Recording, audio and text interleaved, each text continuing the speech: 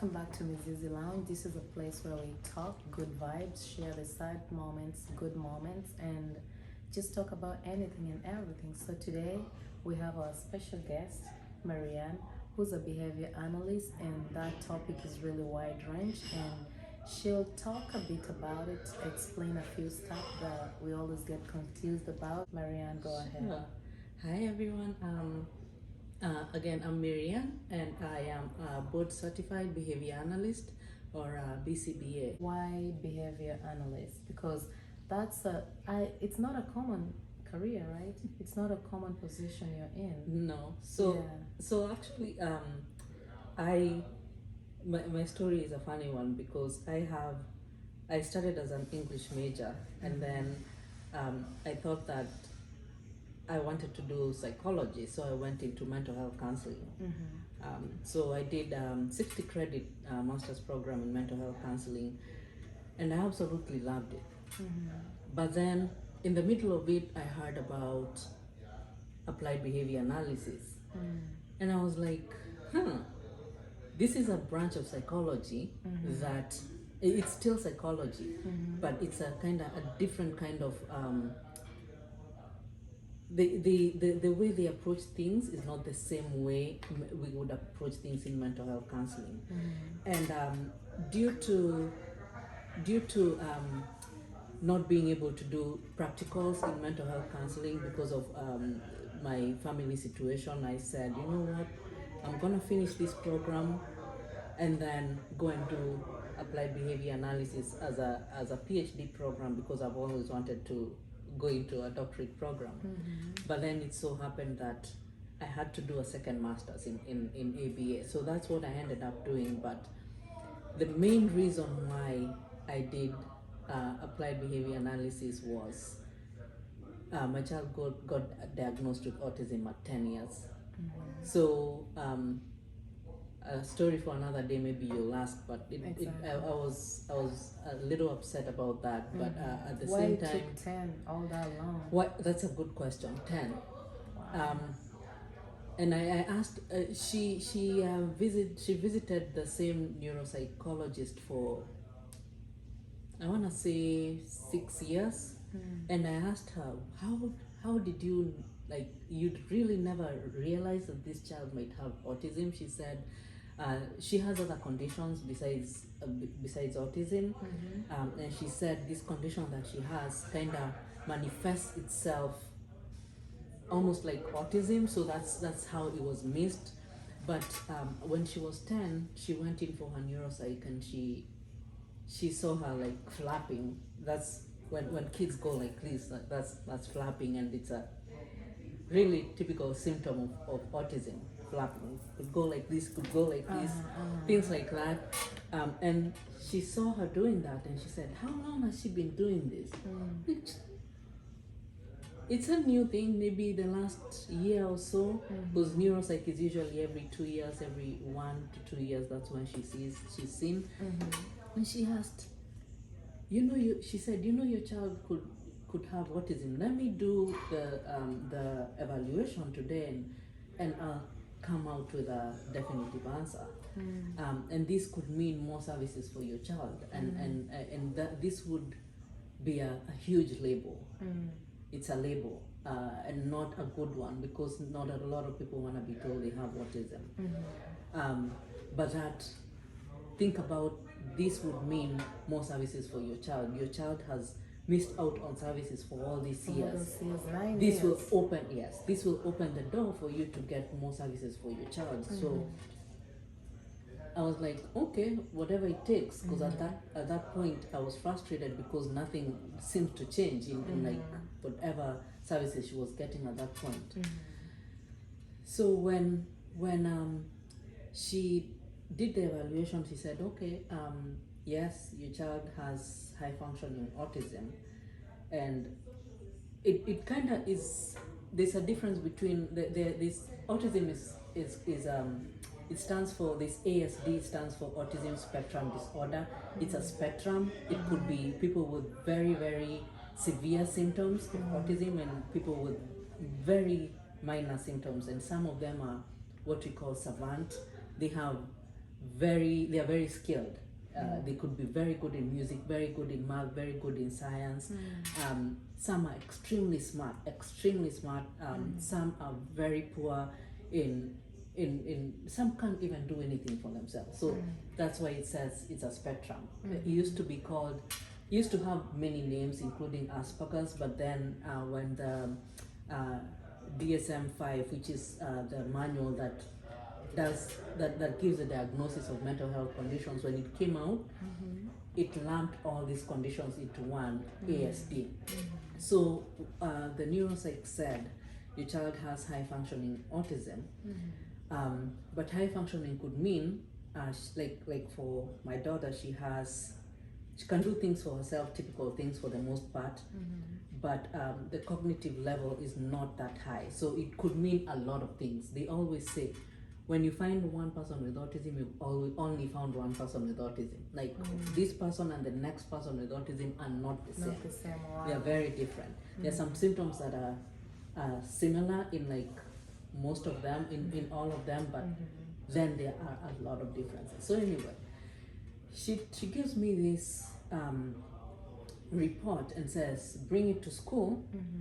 When present it to the IEP team and say, this is the neuropsych report and these are the services that the neuropsychologist is requesting for her, for my daughter. So we left. We thought our child was gonna get services from school and outside, ABA services outside and at school. So when we took it to school, the person there, the IEP coordinator, they rejected it. They said, we don't have to accept this. The school does not have to accept this diagnosis because they don't want to pay. They don't want to get the services for these children, which I find is absolutely ridiculous. And very, very unfortunate. Yeah, because you didn't make it. You were given, it was prescribed rather by the neuropsych. Right? Exactly. And this is about the welfare of the child. What is right for this child. It's not about the money that they're trying to save for who knows who. If it's other children, I have no idea. Story for another day. But when they rejected, we said, you know what? We're rejecting this IEP too. We're not signing it until you do your own evaluation so that you can find out if this child, according to your evaluation, has autism. So it took a while, but they did their own evaluation, and guess what? They came up with a diagnosis as well. Wow. And I was wondering, what's the point? What's the point? Yes, why? Exactly. Why would you want to waste so much time and resources because you don't want to provide the services that this child needs? Anyway, so usually the way it works, they would there are some schools that do have like almost like an autism class, but she wasn't sent into that. She was sent into a different class with the BCBA kind of consulting in the classroom, which we were okay with. But then she was set up at school, but then the challenge was finding ABA services at home. So we started calling insurance, trying to find services for schools at home, for home. And everywhere we are calling, we are not getting a call back, leaving voicemail, nothing. And the places that they answered, she was waitlisted. So someone needs to visit her at home? Yes. Oh wow. Either at home or she goes to a clinic. Okay. So it took forever. And here I'm telling myself, when the school first rejected the IEP, I was like, if you won't do ABA services for my child, I'm going to do it for her myself. Exactly. You have to do what you have to do as a parent and being in that profession. Yes. So, and at the same time, I had just finished the mental health counseling program, and I was trying to figure out what I'm gonna do next. And that's when all these things started happening, and my decision was solidified, and I said, okay, I'm gonna go into ABA. Applied to the school, and I got accepted, and I started, and here I am. But wow, ethically, how long did that take you? It took me, that was just 30 credits, so thank God it wasn't that long. compared to the other one. Just this lady right here, she's saying just 30 credits. Yeah, I believe it. She's good at what she does, and she takes bookwork, schoolwork very serious. Oh, Marcy. Yeah. Thank you. Good. I'm proud of you. Thank you so much. I know, yeah. I know the struggles. Yes, definitely. It's not easy. But basically, when she got waitlisted, I said, let me try this. But at the end of the day, ethically, she's my daughter. I am not her behavior analyst.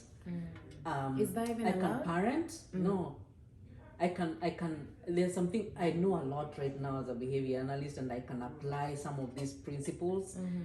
Like a lot of it is like basic parenting done right, basically, and a lot of it is something that I cannot write a behavior plan for my child, so I can explain to you what really we do as behavior analysts, but there's limitations to I cannot be my child's behavior analyst. Period. I have to find somebody else to come and do the services for her. But it helped that I was in the field and I could help in whatever way I could think of as a mother. And you cannot believe that since she was 10 and now she's 13, she just started ABA services a month ago. Wow. So she's been on the wait list, and even the companies that waitlisted her, they've never called her back. They've never called us back. They called once, one company called once, and I missed the call. And I called immediately after I listened to the voicemail, and they never called me back. It's almost as if the moment I didn't pick up, they went on to the next person. And it broke my heart. But anyway, so this company that she's with right now, we got lucky, basically, because that's what maybe blessed is what I want to use. And it was about time at 13. It actually. really was. 3 years. Mostly 3 years. That's why it's super important. If you get that diagnosis, you need to be aggressive. Like, but you see, in your situation, you didn't even know until when she was 10. Yes. So there was those delayed diagnoses. Yes. So yes. Wow, I'm so glad you got into the program. Yes. So yes, I'm in now, and I can go deeper into like what ABA is. So basically, ABA stands for Applied Behavior Analysis. We don't only work with autism, we work with individuals with challenging developmental disabilities. They could have ADHD, they could have basically any challenging behaviors, and by challenging, everybody is behaving basically, so we don't just call it we are dealing with behavior. We are Don't dealing be with judging me here, please. I'm trying my best. I'm not analyzing. I'm trying my best right now. You know, it's the toughest thing to do with these people, because they are just they won't tell you, but they're already diagnosing you. Oh, no. I'm not analyzing your behavior at all. I have enough on my plate to deal with. Okay, I'll take that. I don't want to carry anybody's luggage and baggage. Okay. But ABA stands for Applied Behavior Analysis, and we do deal with socially significant behaviors. So if a child is having challenging behaviors, so say a child is like people with autism can have extreme challenging behavior. They could have extreme tantrums. They could have dangerous behavior like hitting themselves, running against that wall and banging their head on the wall, even a sharp edge like that. Some of them running into traffic, what we call eloping. Some will do like extreme things that if you don't work on them and kind of try to eliminate them, you will basically that child will be in trouble. And it's not just about being in trouble, but also having quality of life. So if a child is tantruming for sometimes even for hours, what kind of a life is that? This child, instead of studying or doing things that they're supposed to be doing, they're tantruming. Instead of going out for activities, they're lying there on the floor hitting themselves, you know. So we deal with socially significant behaviors, meaning the parent has to or the child. Usually the client is the child. That's the first client, but also the parent is also the client.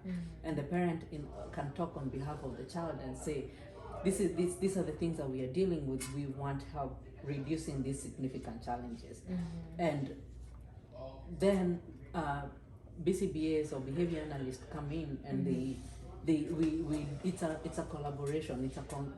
It's some kind. We don't want to just come in and just do our own thing. We have to collaborate with the parent and the client, the patient themselves, as much as possible, if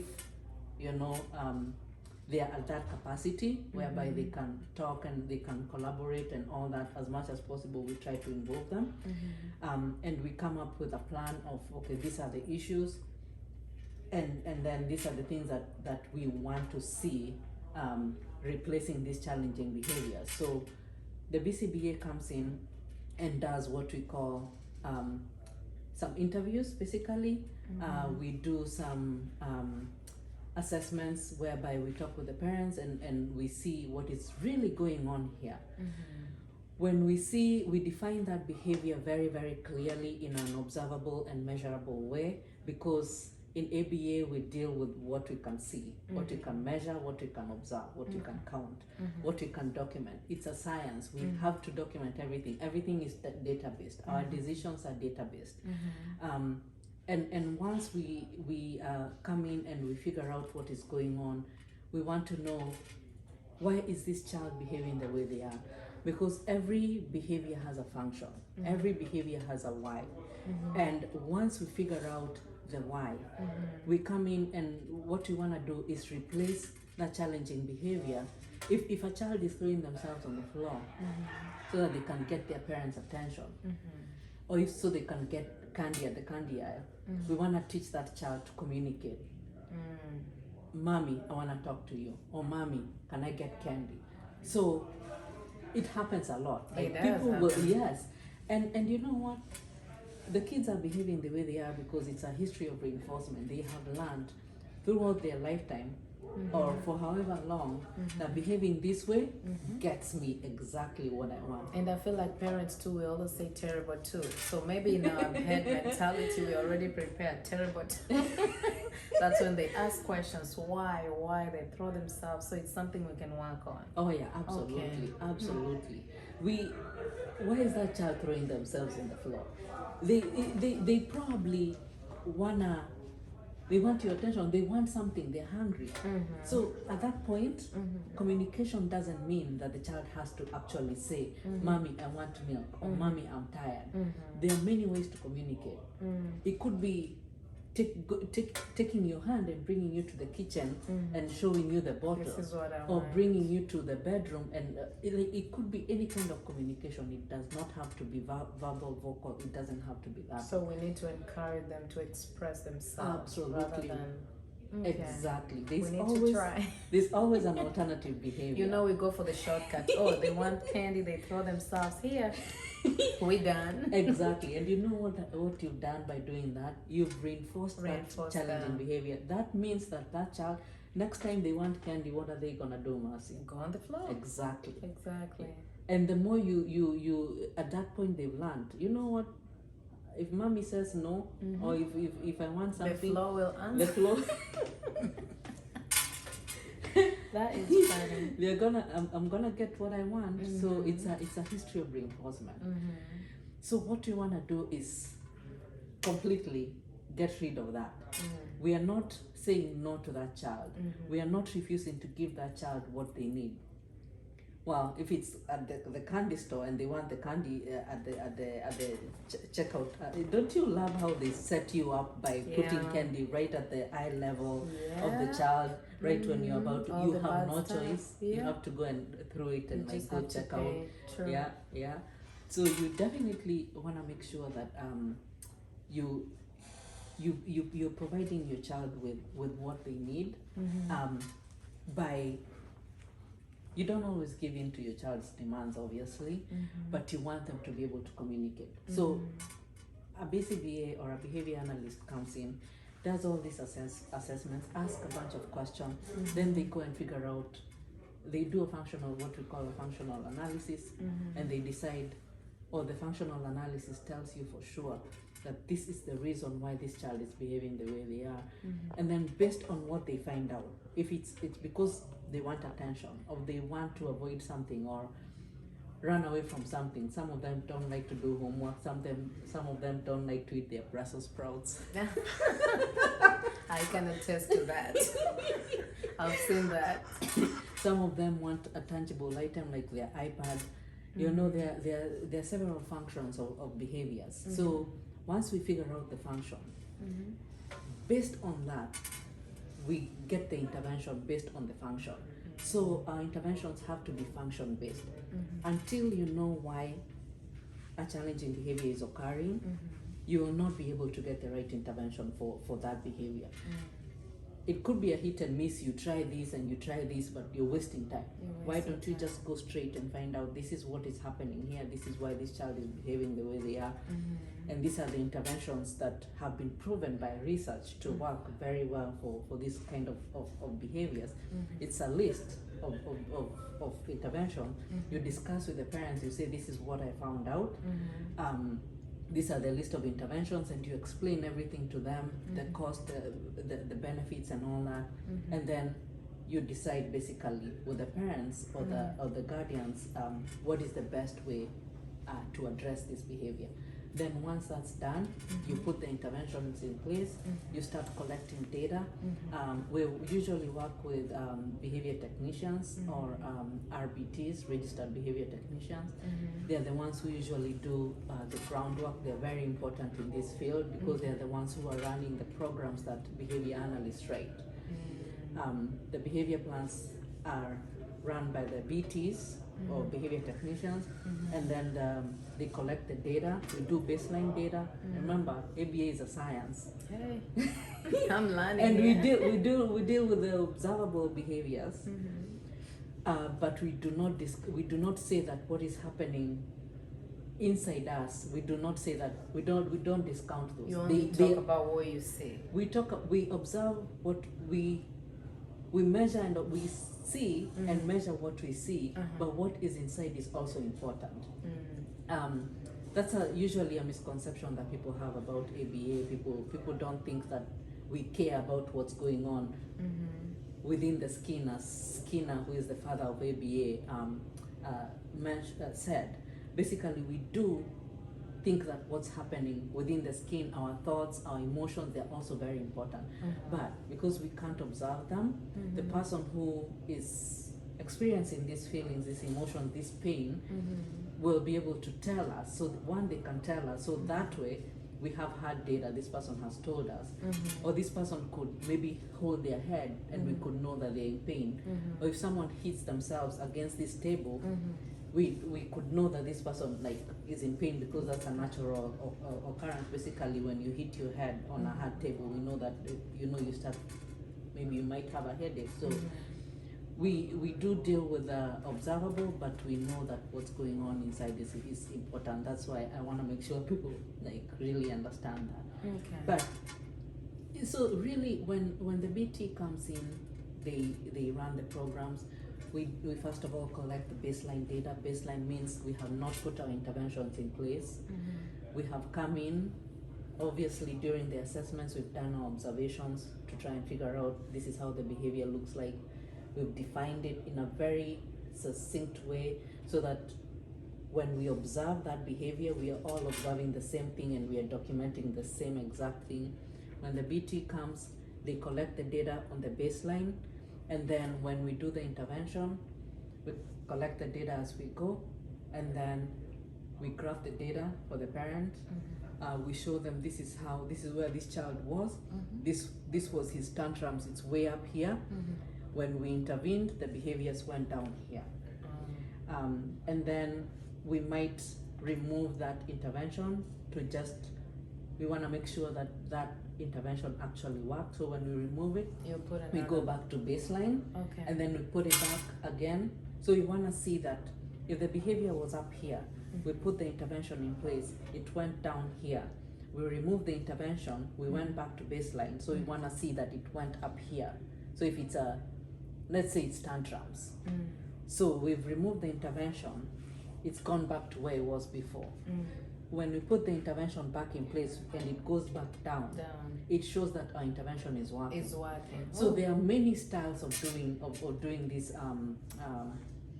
the graphing and all these gosh, I forget what they are called, but it's not you. There are some things that you can't always remove the intervention. So there are many styles of doing this.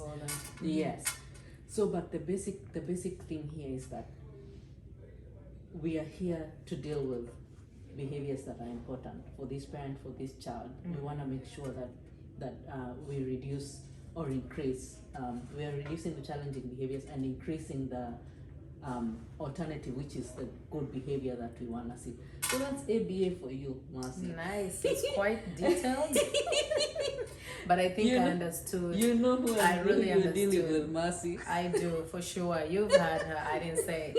So I have a question on the BA for the program that you write. If someone has a concern about an autistic kid or autistic diagnostic, are you working with it through a company, or let's say I'm in that position and I need the services? Do I reach out to you directly, or I have to go through a company? So you in this situation. So it depends.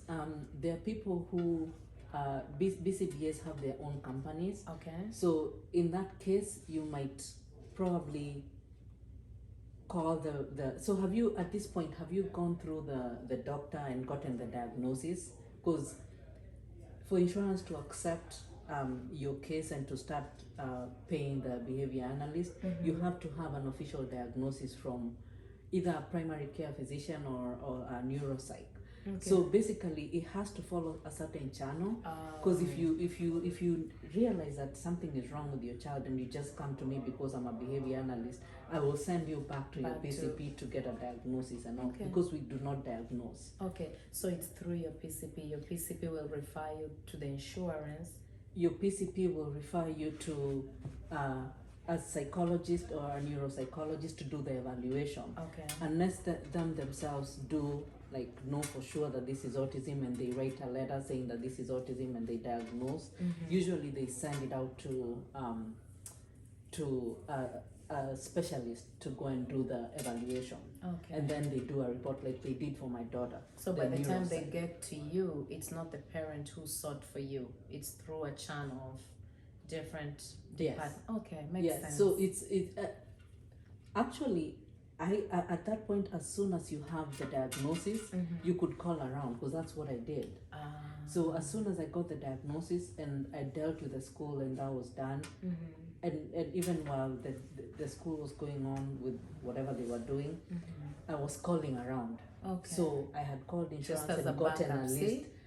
Yes, I had gotten a list of all these providers in my area, and they had said, okay, start calling them. And my PCP also helped, the neurologist also helped. Wow. They said, if you're having issues finding a behavior analyst, we could help by, trying to pull some strings. Nice. Yours is not you need the connection. That's how I got the services that she has right now. It's through connections. Yeah. And so, like the situation, your daughter was... she didn't get the diagnosis until when she was 10, which to me it seems like it was delayed, right from how you've explained it need to be done early. So for parents who go through the same situation, is there help? And this one I'm throwing right on your face because I feel like you are in a better position to maybe help them, because it feels so bad if a kid needed help maybe at 4 years old or 3 years old and they're only getting it at 10 years old. So is there a way they can skip that wait? Is there a situation the government maybe or your association, something can be done? Is there like a social worker who's given to them to intervene on their behalf, or you just have to wait and see if your luck?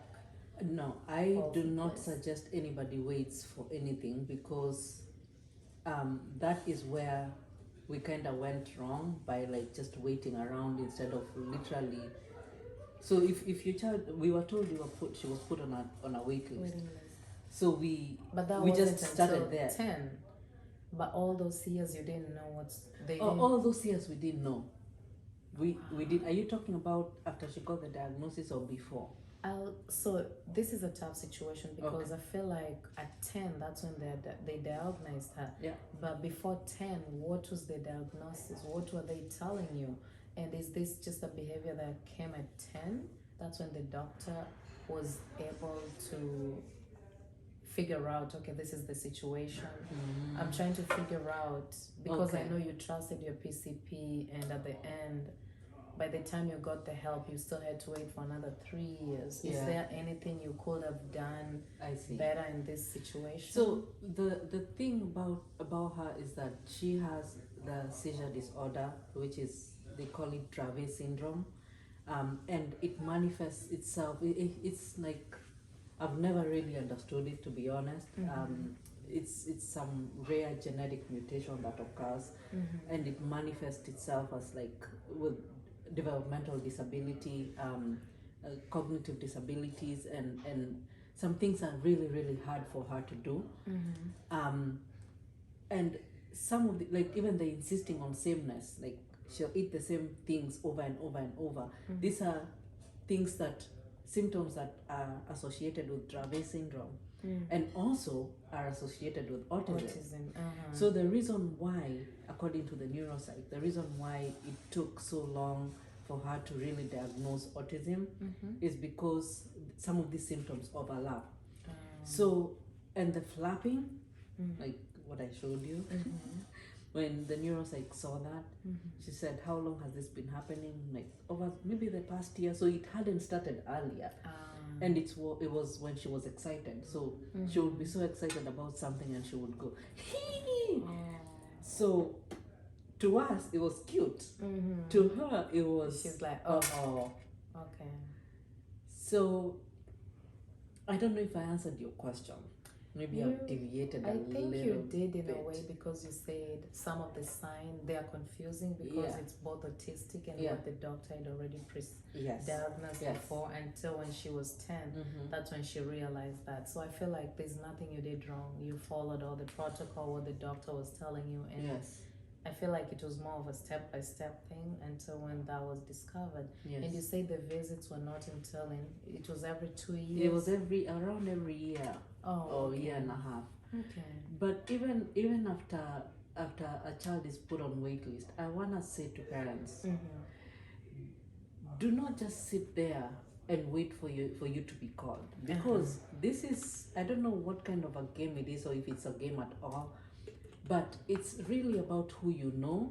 Sometimes unfortunately, you might be up on the list, and then somebody who knows someone comes along and your child is bumped a little lower so that the other person is taken. So I would highly suggest to be calling nonstop. Be that kind of parent who it might sound like nagging, but you're really aggressively looking for services for your child, because 3 years. 3 years is a long time. And you aren't given like a social worker or someone to be pushing that on your behalf? Wow. But the thing is, if parents call the PCP or the neurologist or the person who are diagnosed, they have their channel, they have their ways to call around and say, okay, I know this person, or we work with this ABA company. I could call around and see if they could take your child sooner. So find some connection and try to figure out a faster way for your child to get the services. Don't wait, don't take no for an answer. I highly suggest that, because the longer you wait,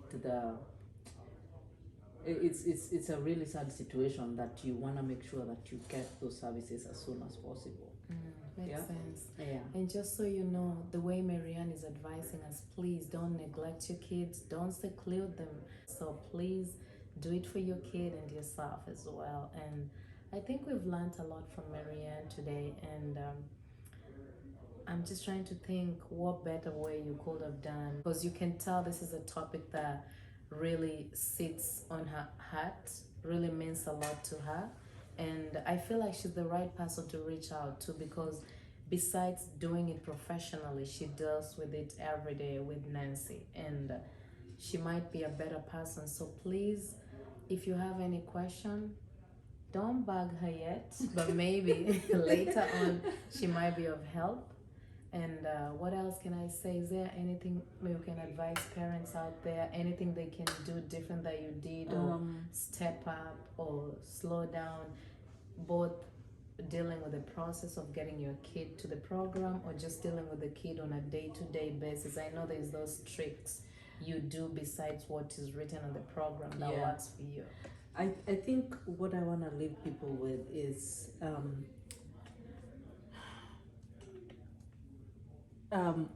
sometimes speaking as a parent of a child with autism, basically, you want to make sure that you expose your child to as many things as possible. Like Mercy said, don't lock your child up. Don't, like some people do, tie your child on a tree and just leave your child there all day wandering around in a circle. Don't lock your child in, hiding your child from your neighbors or from other people, because especially I'm not trying to stereotype, but I'm just trying to throw it out there and say the truth.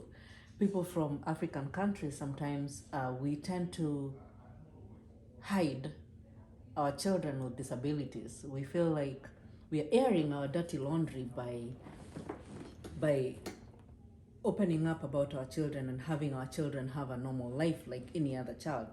Guess what? Your child is not dirty laundry. Your child is a person with feelings. Your child is a person who wants to be just like any other child who is walking around this planet. They want to be happy, they want to be fed, they want to be hugged, they want to everything. Think about everything that a normal child would want.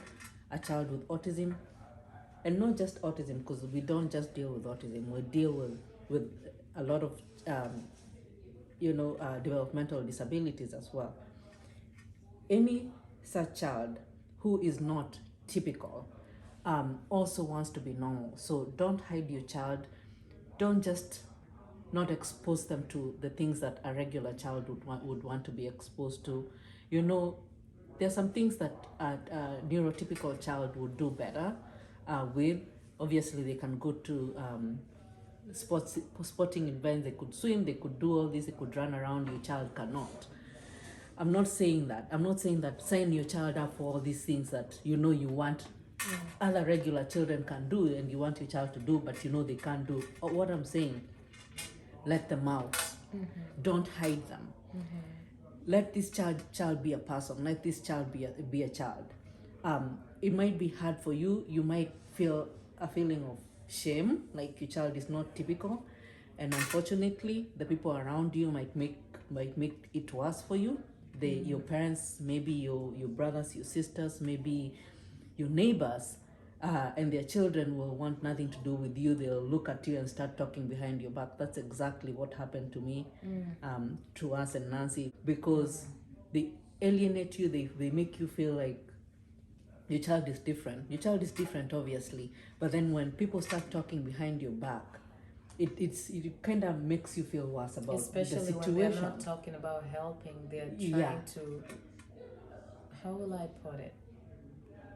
I lack the right word for that. Yeah. But yeah, if they're not helping, very, it's very just sad. not right to have that kind of energy with Yeah, you. yeah. You need all the energy, all the positive vibes in this kind of situation. Exactly. And as I was telling Marianne, Nancy is really good in, so she likes doing her own stuff.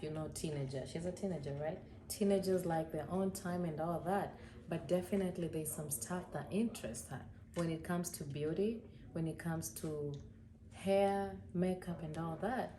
So we'll be talking and all that, trying to make her eat whatever, trying to force her eat some of our food. She's like, no, I don't want.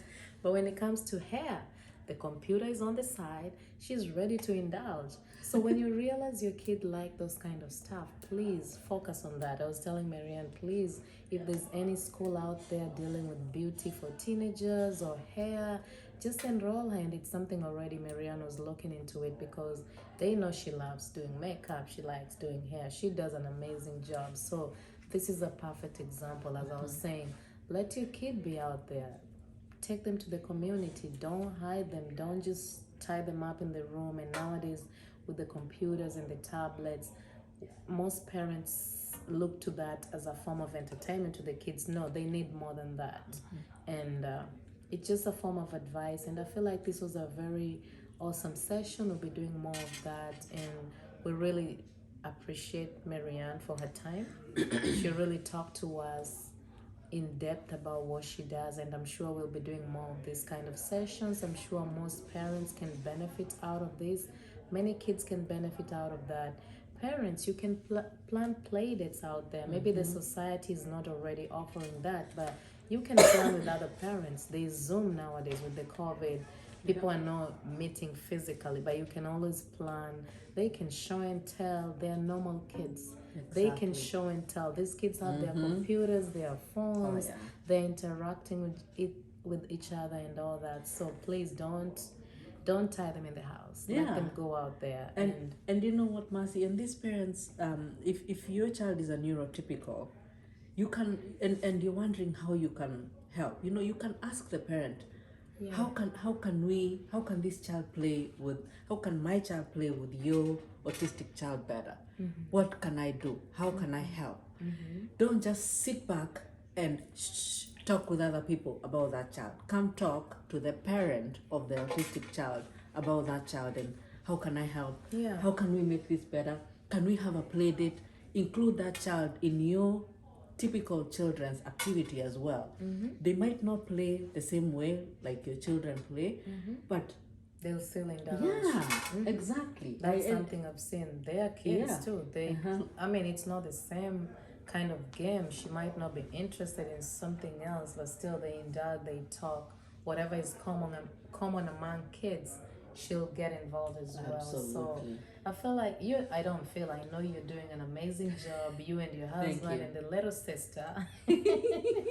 You're all doing an amazing job. And yeah, that was it for today. And we're just talking about Marianne in short, being a BA, Behavior Analyst. And she was really kind enough to talk to us about her daughter, Nancy, who was diagnosed to be autistic at 10 years old. And she shared with us the experience they went through on the waiting list before the services could be rendered to her.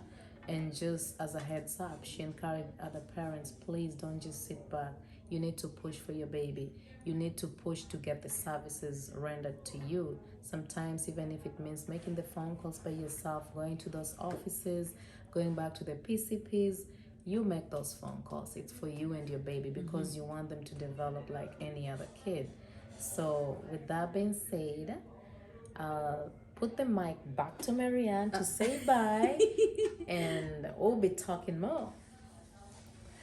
It has been such a pleasure having this conversation with you. I know we've known each other for more than 15 years, and now you're a member of my family. And I'm glad to be doing this with you, and I'm, as you've noticed, very passionate about ABA and autism and developmental disabilities, and I hope that you've gotten something out of this. And if you need to chat, maybe we can put my email out there. I don't know, you can reach out to Ms. Izzy, Marcy over here, and you can be connected to me. Absolutely. Yeah, so if you have any question for Marianne, please reach out to me. I'll give you her phone number. Of course, having gotten the consent from her, I can share the email if that's the best way to communicate. And guess what? You'll be getting the best information from the professional herself. You'll be getting the information you need. Again, it was nice having you guys at Miss Izzy Lounge, the only place where we sit, hang out, good vibes, share the bad ones as well. It's all about good times, and the only place where we handcraft our spices just for you. Thank you, people. Until next time. Bye.